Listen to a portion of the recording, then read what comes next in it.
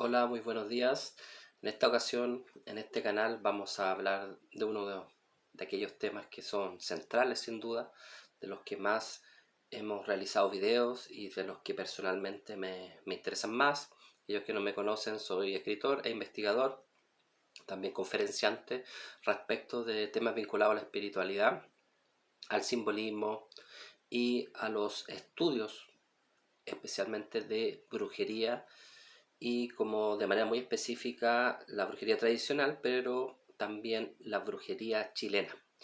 Y en esta ocasión quiero hablar acerca de los los pasos de iniciación para que una persona se transforme o se convierta en brujo. Y vamos a hacerlo especialmente en el caso Chilote. Bueno, Chiloé es un archipiélago que está en el sur de Chile, dotado de una cultura impresionante, de una riqueza ecológica también tremenda, de una riqueza culinaria incluso, llena de folclore, de mitología. La verdad que si uno tiene la posibilidad de conocer Chiloé, sería a mi juicio uno de los lugares recomendables para visitar. Y bueno, vamos a ver cómo opera, especialmente en Chiloé, la brujería, basándonos especialmente en distintos textos que nos pueden ayudar, nos pueden ir guiando. Como primera cosa surge una pregunta que es vital, a mi juicio. ¿El brujo se hace o nace? Por supuesto que va a haber aquí un amplio debate y muchas personas que se definen como brujos van a decir que ellos nacieron brujos y van a contar una serie de situaciones que los van a llevar a fundamentar su testimonio. Sin embargo, en muchas ocasiones o según muchos criterios esto no es efectivo. Por supuesto que uno puede tener una predisposición quizás para el mundo espiritual, que a mi juicio sería una cosa muy cierta. Pero de ahí a decir que uno nace brujo, la verdad que creo que es bien discutible. Como digo, esto es polémico, van a haber muchas opiniones al respecto. Pero una prueba de aquello es justamente la existencia de cofradías de brujos. Si no existieran las cofradías de brujos o las agrupaciones de brujos o las órdenes de brujos, como quieran llamarle, eh, evidentemente sería porque uno puede ser brujo por sí solo. Pero ¿por qué existen entonces estas escuelas de brujos o salamancas que están en España y en Latinoamérica? Por supuesto que también hay otras órdenes o grupos de brujos, por ejemplo, en África y en distintos lugares. Entonces, ¿uno se hace o nace brujo? Es un tema sumamente interesante y que puede tener varias visiones. Por ejemplo, desde la perspectiva de la brujería tradicional, eh, uno es iniciado también, pero es iniciado por los espíritus. Hay una variación. Entonces ahí tampoco uno nacería brujo. Uno va a buscar el conocimiento, la sabiduría de parte de un espíritu, espíritus que son no humanos. Entonces, incluso ahí, en la brujería tradicional, se menciona la necesidad de un maestro. Y este maestro, el iniciador en el fondo, va a ser un espíritu y generalmente va a ser el diablo. Ahora, bien, hoy día especialmente se habla mucho de que nací bruja, nací brujo o soy brujo de nacimiento y la verdad yo creo que eso es como algo bastante romántico. Creo que uno se va formando brujo en el camino, uno va aprendiendo la brujería, que es cosa muy distinta. Sí, uno tiene una fijación, un interés, una apreciación e incluso una búsqueda innata al tema oculto, por ejemplo, o al esoterismo, o a lo paranormal, o a lo misterioso, eso sí, pero nacer brujo, la verdad que a mi juicio es una falacia, porque en el fondo tú te vas formando, tú vas adquiriendo los poderes y vas adquiriendo el conocimiento y la práctica. Nadie nace bebé y ya tiene todo resuelto. Entonces eso de nacer brujo, a mi juicio, eh, es un gran engaño, especialmente de la New Age, que se ha infiltrado en ciertos grupos y en ciertas, eh, ¿cómo llamarlo?, coven incluso, eh, que se definen como brujos, pero en el fondo están tomando una idea que es muy New Age y no tiene nada que ver ni con la brujería tradicional, ni con la brujería auténtica o la brujería más primordial, más antigua. Bueno, en el caso chilote, que es lo que vamos a ver y vamos a analizar, esto es muy interesante porque en el fondo tú vas a pertenecer a una agrupación o cofradía que es llamada la mayoría o la recta provincia. Bueno, yo soy autor de un texto que quizás muchos de ustedes ya lo conocen, La Recta Provincia, una cofradía en el sur de Chile, donde trato específicamente de esta agrupación brujeril que fue procesada incluso en los años 1880, 1881 por tribunales por unos casos de homicidios que hubo vinculados a la organización, y de ahí empezó a salir mucha información sobre dónde se juntaban, cuáles eran los pasos para ser brujo, qué implicaba ser brujo. Bueno, ahí surgieron varias cosas, también surge esta especie de leyenda negra sobre los brujos chilotes. Hay quienes opinan de manera distinta y señalan que en el fondo no fue más que una especie de excusa del Estado chileno para asentar su poder, porque los brujos chilotes, especialmente, eran de sangre indígena, huilliche. Entonces se generó ahí todo una especie de abuso estatal para en el fondo, para detener un poco o no un poco, detener derechamente el poder allá en esa zona, porque en el fondo la gente recurría no a los tribunales, no a los notarios, no a los médicos, sino a la gente de la misma organización de la recta provincia. Bueno, son dos tesis que siempre han estado ahí como en discusión. Pero bueno, yo voy a tomar por base mi investigación, en mi estudio, y también he visitado varias veces Chiloé y tengo muchos contactos allá. Y entonces todo eso nos va a servir como para ver este proceso de iniciación. Bueno, es muy interesante en el fondo porque toda organización secreta tiene un proceso de iniciación. Entonces no sería inusual entonces que lo tuviera, por supuesto, una cofradía como la recta provincia. Ahora, ¿cuáles son estos pasos? Bueno, los vamos a ir viendo en base a distintos textos. Por ejemplo, vamos a partir con el mío porque en el fondo es como quizá el más sucinto al respecto, y donde yo digo que en el fondo hay tres pasos principales. Van a haber muchos más, pero la iniciación tiene al menos tres pasos principales. El primero es la antipurificación, que era la purificación en el antiguo Egipto. Yo hago toda una relación con otro caso para hacer una especie de estudios comparados con el Egipto. La antipurificación en el fondo consistía en lo que se llama el desbautismo, así le llamaban los chilotes a este acto. En el fondo era limpiarse el bautismo cristiano porque ellos lo veían como una mancha. Entonces la primera cosa era alejarte del cristianismo. Pero alejarte del cristianismo significaba muchas cosas. Significaba, por ejemplo, alejarse de todo lo que implica, por ejemplo, la civilización occidental en el fondo. Todo lo que implica un monoteísmo, todo lo que implica la unión, por ejemplo, a las cosas vinculadas a la ciudad, al saber enciclopédico, racionalista. Entonces, la antipurificación iba, por supuesto, contra el tema del cristianismo, pero también iba en contra de todo lo que implicaba la cultura occidental. Eso es importante saber. Entonces, primero, tú hacías este desbautismo que en el fondo se realizaba en Tocoigüe, ¿cierto? En una cascada. Aquí hay algo interesante. Yo tuve la suerte de haber asistido ahí, y resulta que hay más de una cascada. Ojo, porque toda la gente va a un mismo punto, a una misma cascada, pero en realidad hay más lugares. ¿Ya? Hay otras cascadas ahí en Tocoigüe, así que ojo. Es muy posible que la legítima, la verdadera, no sea donde van todos, que es la más visible. Bueno, es un dato que les otorgo, que no está en ningún libro, eso es experiencia mía. Yo lo viví y me llevaron allí justamente y conocí esas otras cascadas.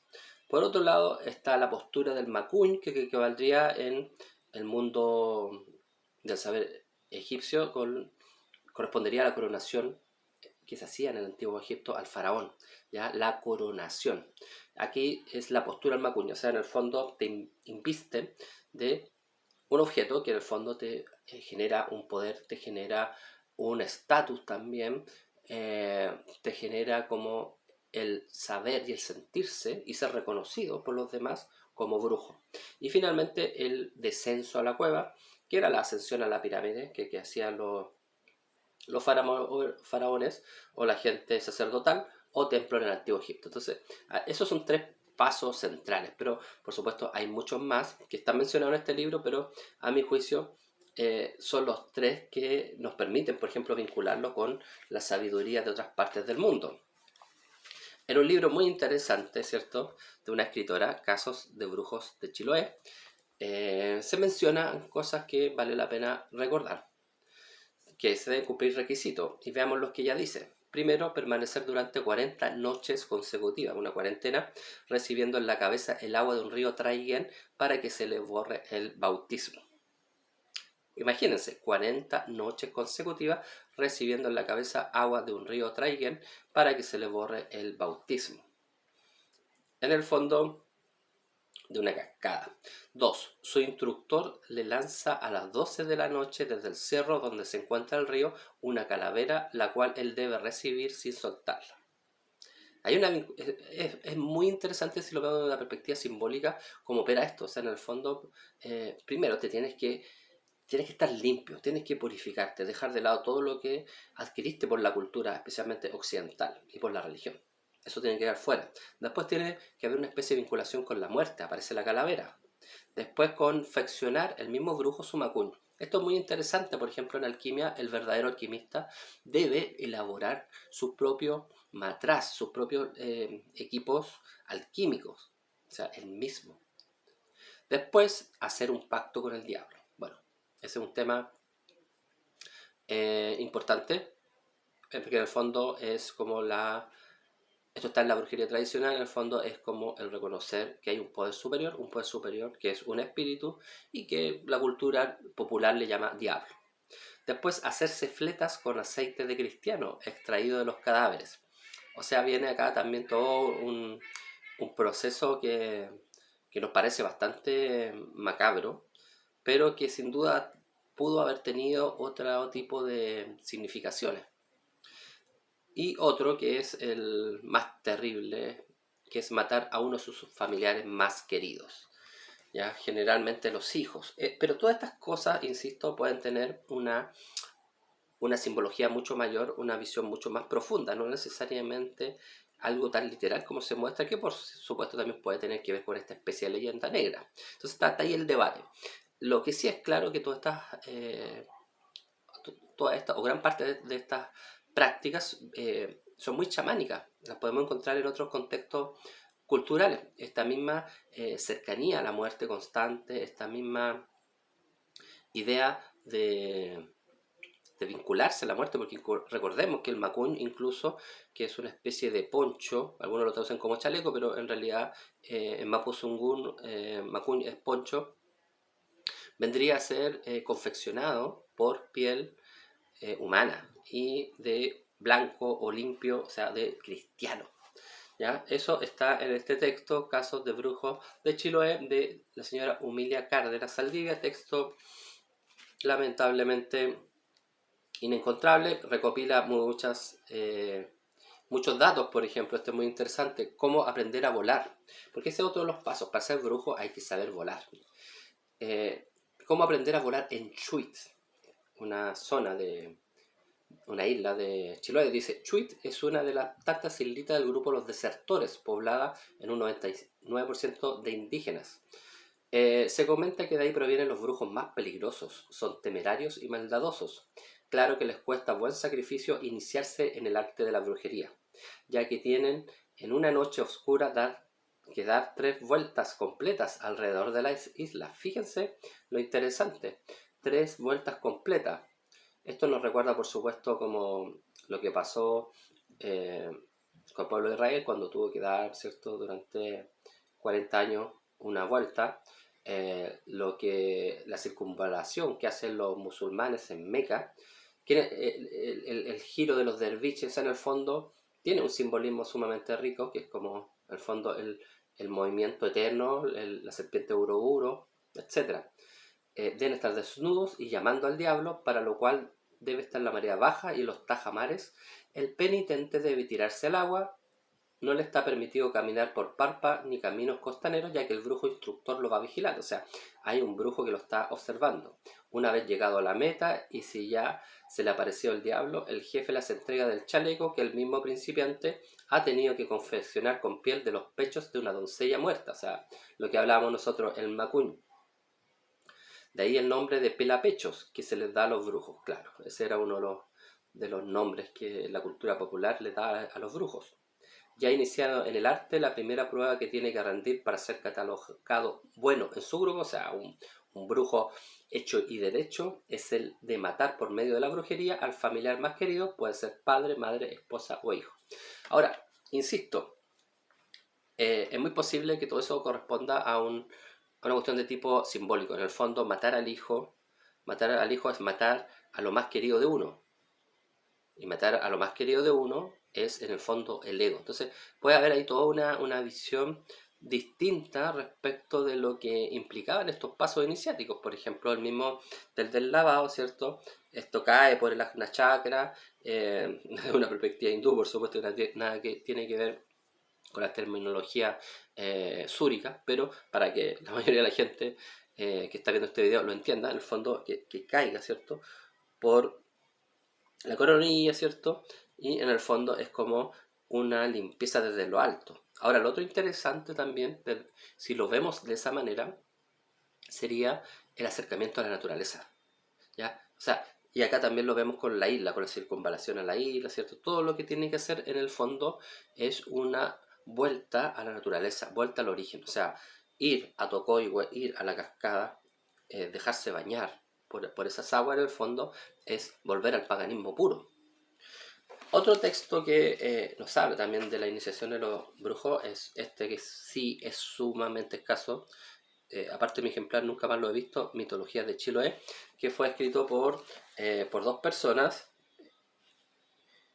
eh, Santibáñez Roguel y Guillermo Miranda. ¿Ya? Y aquí dice algo que es muy importante, que la gente a veces no le pone atención a esto. Los brujos son personas como cualquier prójimo. ¿Ya? Entonces toda esa tesis de que yo nací brujo, yo siempre he sido brujo, no, eso invento New Age, o eso es mucho ego, eso es en el fondo falsedad. O sea, uno se va construyendo como brujo. Uno puede tener, ¿cierto? Desde niño la inquietud, el interés, ¿cierto? Por otras cosas, o ver cosas, todo eso, pero eso no, pero la brujería uno la va adquiriendo con el tiempo y con mucha práctica. Bueno, acá está claro, aquí lo dice, son personas como cualquier prójimo, como cualquiera, pero poseen una técnica sobrenatural. O sea, el brujo es brujo en tanto él domina técnicas, sabe técnicas. Y las técnicas siempre son adquiridas, siempre son aprendidas. Y ahí su diferencia con los demás. Tampoco puede ser el que lo desee, dice. Como toda técnica necesita un proceso para su adquisición. Importante, ¿cierto?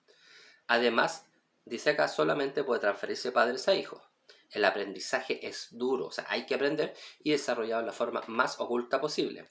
Lo empiezan desde niño, bueno, en el caso de la brujería chilota, de la recta provincia o de la mayoría, se les somete a pruebas cruentas. Y aquí salen algunas pruebas, no quiero extenderme demasiado, pero vamos a decir dos al menos. El lecho de barro, una. Es una prueba que al parecer la ejercitan solamente los días viernes en la noche y en el invierno.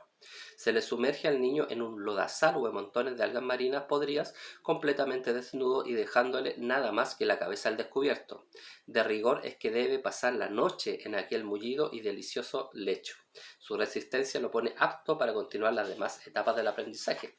O sea, imagínense el tremendo carácter que debe tener un brujo. Entonces, toda esta idea de un brujo como muy light, muy livianito, es pura basura New Age. Disculpen que lo diga de esa manera, pero la verdad creo que si tú amas la brujería realmente, si tú te sientes cercano a la brujería o si te defines como brujo, no puedes permitir ese tipo de miradas que son muy cristianizadas y son muy light, que no tienen nada que ver con los brujos. Los brujos y las brujas son seres de carácter. Otro caso es la piedra de fuego. Otro paso de la iniciación, según este libro, sería la piedra de fuego. ¿Qué consiste? Se escoge una noche de luna llena que sea plácida, el cielo tachonado de estrellas. En esta noche de luna y al lado de una pendiente, hombres formados en círculo, o sea, hay toda una agrupación, se coloca al centro un niño desnudo. Algunos del círculo ascienden y desde la altura una piedra calentada al rojo en una fogata que ilumina la quebrada es empujada con furia para que emprenda veloz carrera, o sea, tiran una piedra a fuego. En la cancha, preparada en la parte de abajo, un niño desnudo está en actitud de espera para atraparla. Arrojado sobre ella y deteniéndola, es aclamado por el grupo y transportado en brazos con el mayor regocijo al hogar de la Asociación de Brujos, que consiste en una cueva escondida y que sirve para sus reuniones y para el depósito del material que emplea en el ejercicio del arte brujo. Bueno, gran parte de esta información va a estar también en un próximo texto mío, que aprovecho de comunicarles, que lo conozcan, que se va a llamar Brujería Chilena, donde en el fondo voy a hacer un estudio serio sobre lo que ha sido y es, porque hoy existe, la brujería chilena.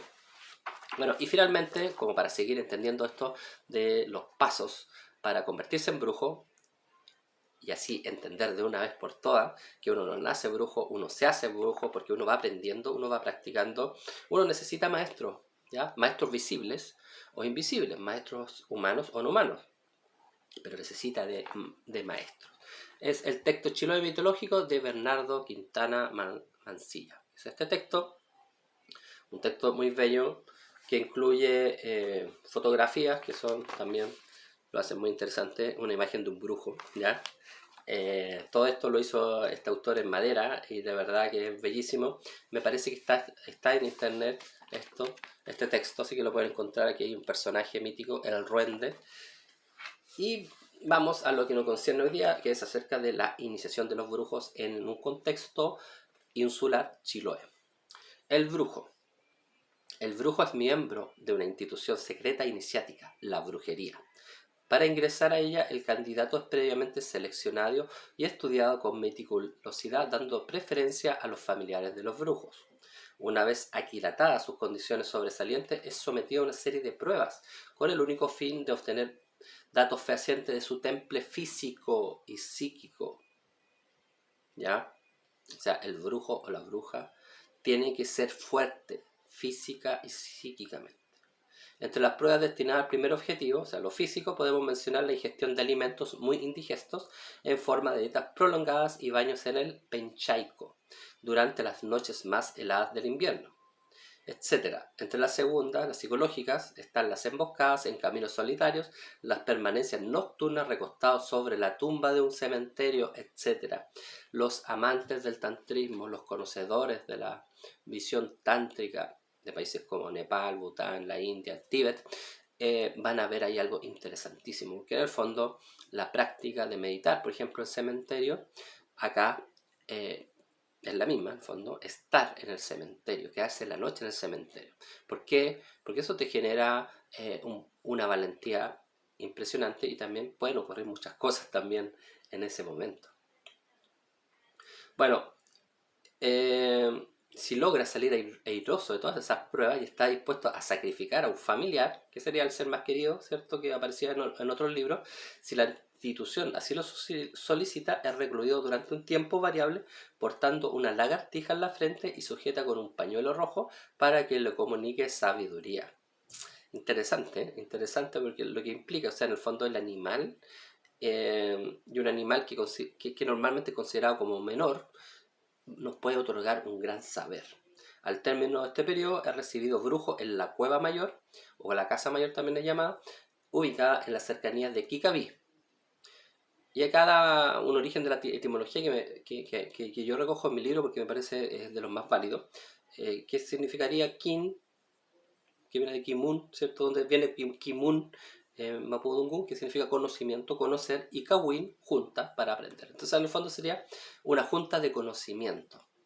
Eso significaría Kikaví, que es un pueblo, un lugar que yo he visitado, que está en Chiloé y donde se supone que estaba la casa mayor de las brujas y de brujos, perdón, y donde actualmente un amigo, Jorge Nancuanto, un amigo huilliche que tengo allá, hace un tour para conocer algunas de las cuevas donde posiblemente los brujos realizaban este conocimiento.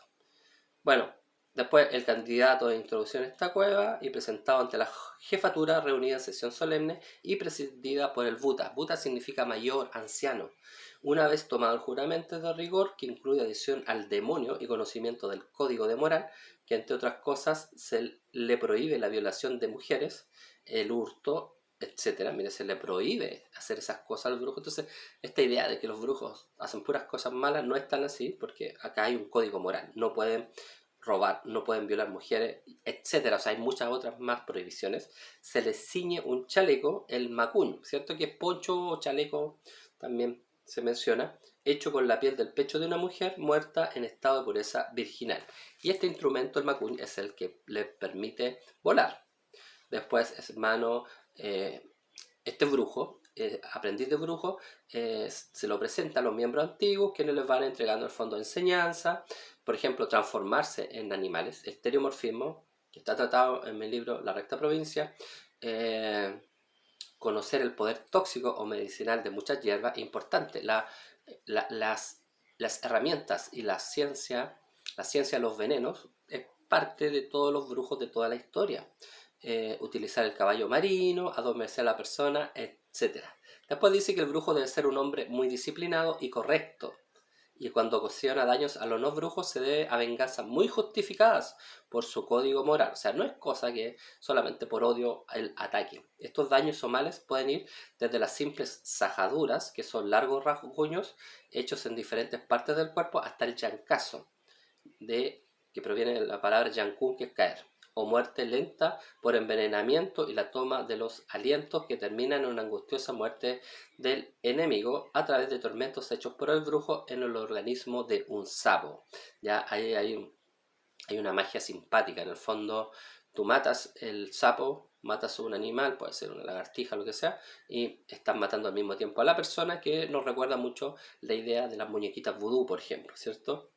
Después, por ejemplo, habla acerca de cómo tiene que hacer los brujos para volar, no debe comer sal, miren qué curioso.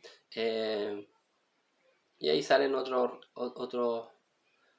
tipo de características. Pero en el fondo, aquí están especialmente los aspectos iniciáticos también, los aspectos que debe realizar en el fondo una persona que quiere ingresar a la Recta Provincia o a la mayoría, la Organización de Brujos de Chiloé, pero que nos permitió entender también cómo el proceso de iniciación de una persona que quiere ser brujo para cualquier contexto. Hay muchas de estas ideas que se repiten también en otras cofradías iniciáticas, por ejemplo, el estar solo en un bosque o en un cementerio, no sé, pues estas pruebas como esta piedra de fuego, o saltar el fuego, por ejemplo, en la brujería europea. Entonces, hay ciertas similitudes que creo que pueden ser interesantes, que pueden ser extrapolables también a otros contextos culturales. No olvidemos también que la brujería chilota es una suma también.